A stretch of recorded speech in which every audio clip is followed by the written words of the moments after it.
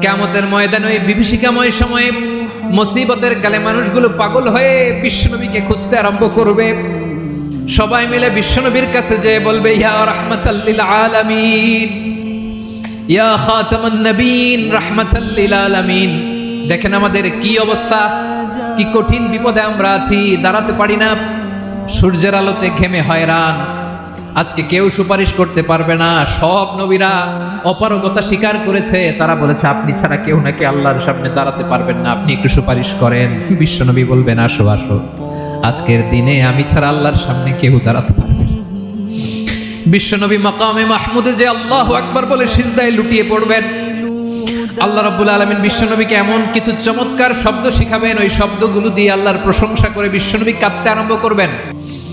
বিশ্বনবী এমন ভাবে অজর দ্বারায় সিজদায় লুটিয়ে পড়ে কাঁদবেন, রব্বুল আলামিনের রহমতের দরিয়ায় জোশ লেগে যাবে।